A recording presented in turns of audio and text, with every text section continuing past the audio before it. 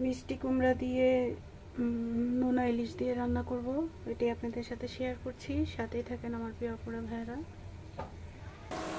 চামচ রসুন বাটা দিয়ে দিলাম, হাফ চামচ এরকম মরিচের গুঁড়া, হাফ চামচ হলুদের গুঁড়া। নোনা ইলিশটা দিয়ে দিই, বিসমিল্লাহ। মিষ্টি কুমড়াগুলো দিয়ে দিই, বিসমিল্লাহ। পানি দিয়ে দিলাম, একটু গলতে থাক।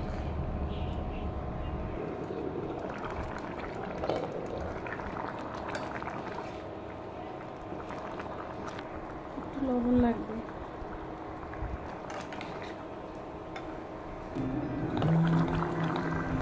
কাঁচামরিচ আর নোনা মাছটা ভেজে রাখছিলাম, দিয়ে দিই, বিসমিল্লাহ। চুলাটা কমাই দিলাম, হতে থাক, একটু পরে নামাই নিব। তরকারিটা হয়ে গেছে, নামাই নিব।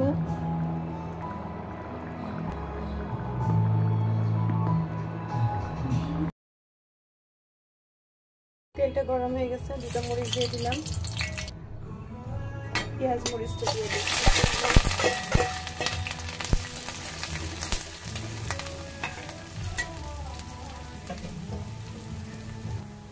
শাকটা দিয়ে দিই, বিসমিল্লাহ। একটু লবণ দিয়ে দিই।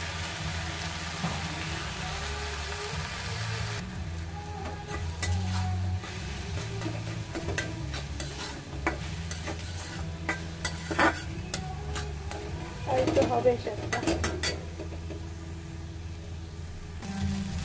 শাক ভাজিটা হয়ে গেছে, নামাই নিই।